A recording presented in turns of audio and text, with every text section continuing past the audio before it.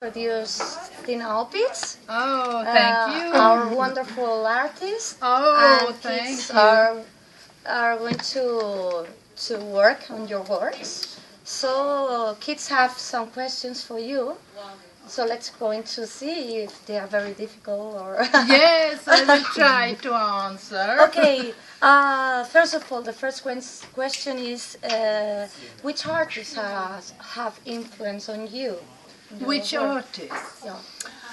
Oh, I love the old, most famous like Leonardo da Vinci, for instance, and also many like Goya, the Spanish, I think of, Picasso, of course, and Miro, and all the modernists were important for me. And yeah, nowadays it is like sorry, but So the second question, which type of artistic expression do you like most? Do you prefer sculpture, painting, or? no, I work with sculpture, so it's my language, so to say, and installations and a little bit of film also. I'm filming, so. But I was a painter from the beginning and studied painting. But then I was longing out in the room, so to say, to make something that was standing free. Okay.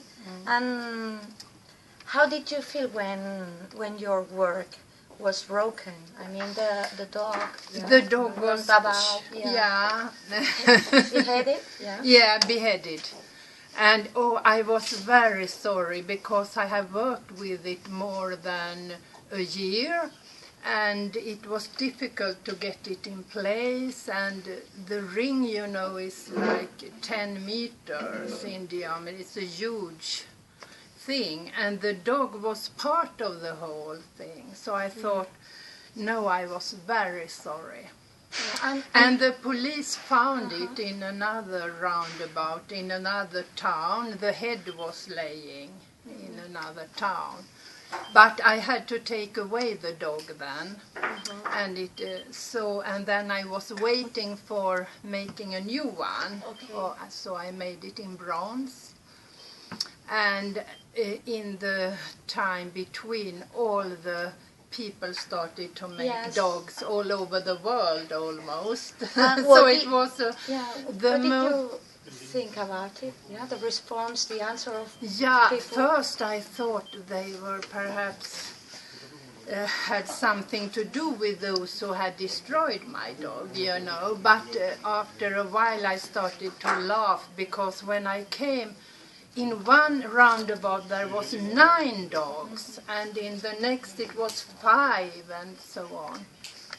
Okay. So it got like all over Sweden, and then also in Spain, and in the USA, and in Australia and London.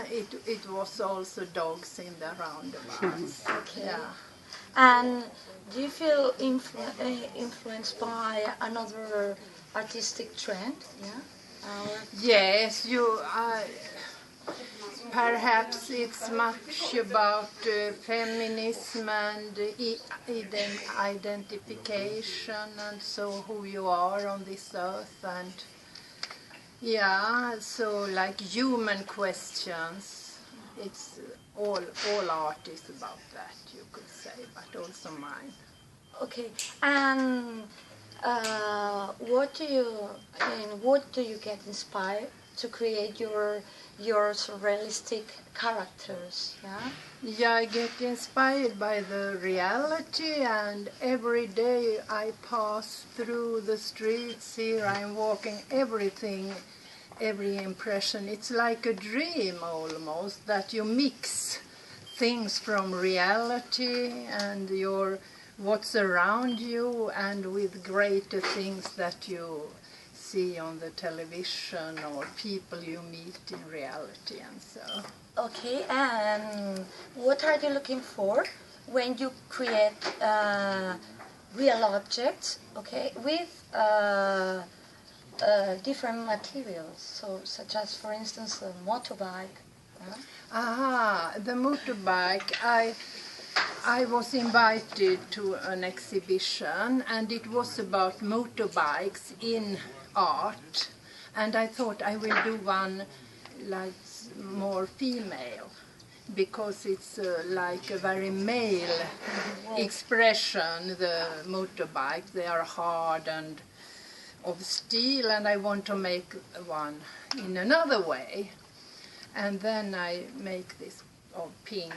I was looking for pink things, and yeah, it was terrible to work with it, because when I entered my studio I thought, oh, what is this, all the pink things? Because pink is like wonderful color, but also a little bit, yeah, too sweet perhaps. So, but yeah, I bought the clothes in a second-hand shop here, so, and you know, it's like a corset, yeah, and it's the same way that the biking men have on there, so it's a bit connection to that. Gotcha. yeah. Okay. Att man är, you are like put in a role. Yeah. Any advice for our kids in order to create?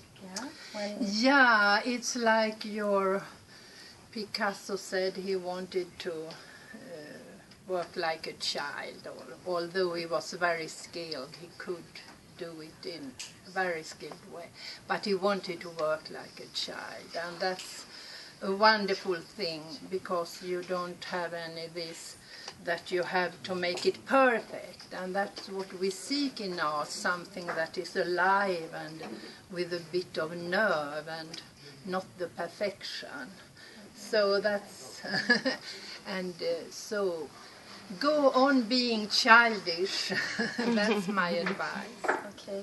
And which type of materials do you use, or would you like to use with the next works? Oh, I work with a lot of materials, you know, and it's because if I have to do something outside, I might think that this will last forever and nobody should behead it.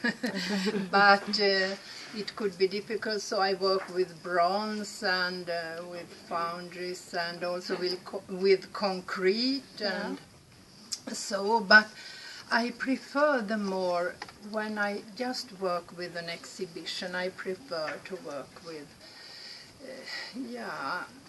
some ready-mades and build them again, take them, destroy them, and then start to build them up and make something new of it. That I do like very much. Where do you work normally? Your working I have place? a studio, yes. I have a studio together with, we are 18 artists who have different studios there, and we are working individually, but we also have some collective workshops where we have what do you say, where you work with machines, and so we can be there, all of us, so it will not be so expensive to each of us having one each, so we make that collectively, so to say. Sharing things. Yes, sharing.